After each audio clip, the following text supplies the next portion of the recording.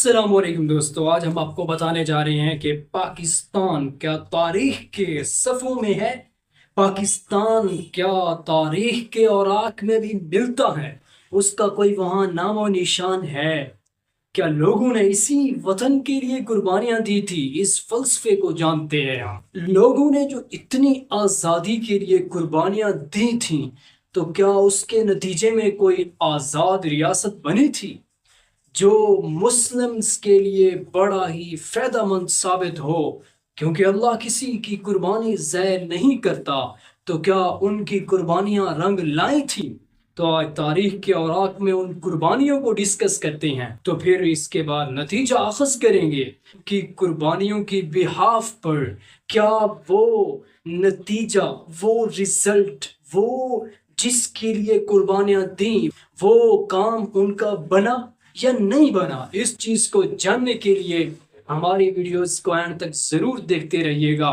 پھر چلیے سٹارٹ کرتے ہیں۔ سب سے پہلے ہم جانتے ہیں کہ 1801 میں جب انگریز نے یہاں انٹری ماری ہندوستان کو، جسے پوری دنیا سونے کی چڑیا سمجھتی تھی، وہاں آ کر اس نے قابض ہونا چاہا، وہاں اپنی اتھارٹی بنانی چاہی، وہاں کے معاملات میں عمل دخل کر کے وہاں کی چیزوں سے فائدہ حاصل کرنے کے لیے اس نے آ کر یہاں اپنا کام، اپنا نظام، اپنی چیزیں بنانی تھی۔ تو اس نے سب سے پہلے جو کوشش کی، جو اپنے کام کیے، وہ یہاں آ کر حکمرانوں کو کیا کیا؟ اپنے ساتھ ملایا۔ سب سے پہلے انہوں نے ان لوگوں کو چوز کیا جو لوگ ان کو فائدہ پہنچا سکتے تھے، جن سے وہ کچھ نہ کچھ حاصل کر سکتے تھے۔ ان چیزوں کو حاصل کرنے کے بعد انہوں نے اور بڑی بات کیا تھی، انہوں نے یہاں آ کر یہاں کی زمینوں کو خریدا۔ زمینوں کو خریدنے کے بعد انہیں بہت بڑے اس کے بینیفٹ ملے۔ بینیفٹ جو ملے تو انہوں نے یہاں ان چیزوں کے اثرات نازل کیے جس کی وجہ سے یہاں آئے تھے۔ تو پھر مکمل طور پر جب وہ یہاں داخل ہو گیا تو اس کے بعد اس نے کرنا کیا تھا؟ یہاں آ کے اس نے مسلمانوں کو مٹانا چاہا، کیونکہ یہاں حکومت مسلمانوں کی تھی، مسلمان یہاں کے بڑے تھے۔ تو ادھر سے دو یہاں قومیں بہت بڑی زندہ تھی۔ سر سید احمد کے دور کی اگر بات کریں تو دو بڑی قومیں زندہ تھی جن کو بڑی قومیں مانا جاتا تھا، وہ مسلم اور ہندو تھے۔ ان کی اکثریت یہاں تھی، باقی اقلیت میں قومیں اور بھی بہت زیادہ تھیں، لیکن وہ اقلیت میں تھیں، اور اکثریت جن کی تھی وہ مسلم اور ہندو تھے۔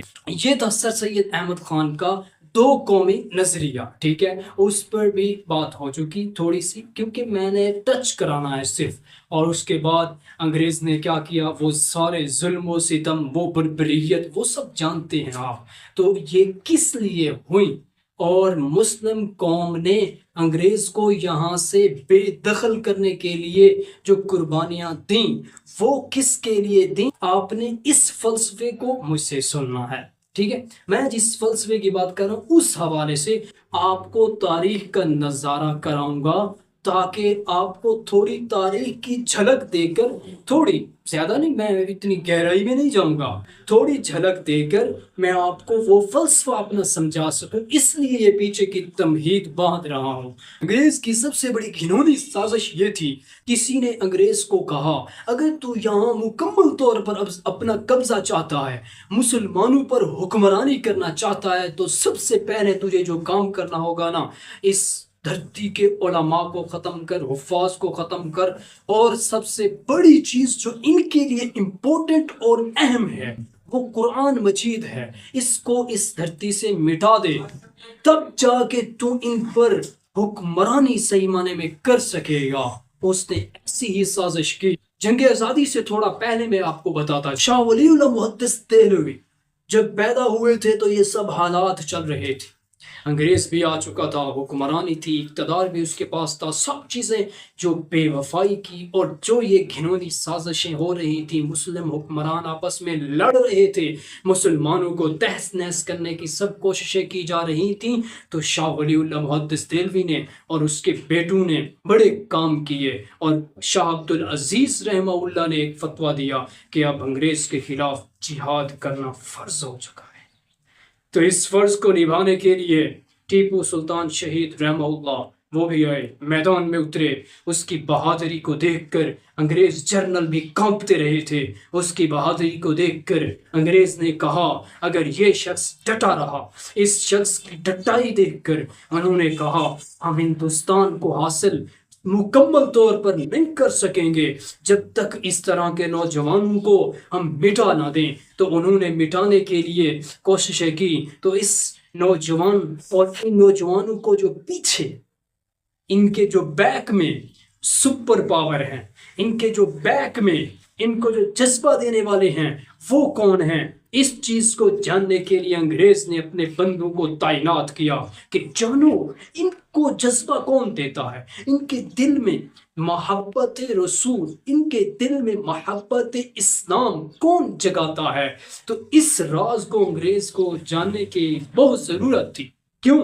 مکمل قبضہ ہندوستان پر کرنے کے لیے۔ سلطان ٹیپو کا وہ آخری جملہ بتایا جاتا ہوں، شیر کی ایک دن کی زندگی گیدڑ کی 100 سالہ زندگی سے بہتر ہے۔ انگریز پھر اس راز کے پیچھے پڑ گیا۔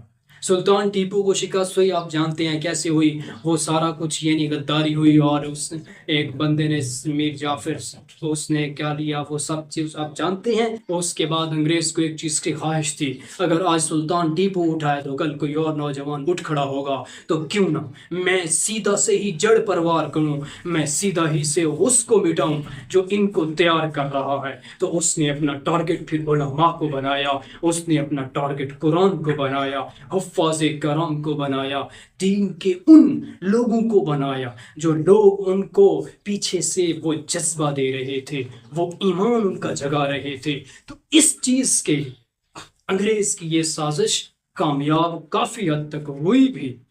تو اس سازش کو روکنے کے لیے 1857 کی آخری کوشش، 1857 کی وہ جنگ، قاسم ننوتوی، حاجی امداد اللہ مہاجر مکی اور اسی طرح کے بہت بڑے بڑے علماء اور اسی طرح یہ جمع ہوئے۔ تو انہوں نے کہا کیوں نہ ہمیں سٹینڈ لینا چاہیے، ہم انگریز کے خلاف اب کھڑے ہوں، ہم خود کھڑے ہوں، اگر ہمیں وہ مٹا رہا ہے تو ہمیں خود کھڑا ہونا چاہیے۔ تو انہوں نے کھڑے ہونے کے لیے وہ کوشش کی۔ کوشش کیا تھی؟ 1857 کی جنگ آزادی لڑنے کے لیے انہوں نے ایک اجلاس بلایا۔ تو وہاں سب نے کہا کہ ہم کیا کر سکیں گے، ہمارے پاس تو پتھر ہیں، ادھر تو گولے ہیں، ہمیں تو وہ اڑا دیں گے، تہس نہس کر دیں گے، ہم کیا کریں گے، ہمارے پاس بندے نہیں، ہمارے پاس ہتھیار نہیں۔ ہم ایسی نا امیدی والے جب باتیں ہوئیں، قاسم ننوتوی اٹھا، کہا تم نہیں جانتے 313 نے جب 1000 کا مقابلہ کیا تھا، کہ تم نہیں جانتے جب تبوک میں نبی کتنی بڑے لشکر کو شکست دینے کے لیے نکلے، کہ تم اس اسلام کے جنرل خالد بن ولید کو نہیں جانتے، وہ ہزاروں کے لشکر میں ایک ہی بندہ گھس کر ان کو تہس نہس کر دیا کرتا تھا۔ تم کیوں بھول بیٹھے ہو ہسٹری آف اسلام کے؟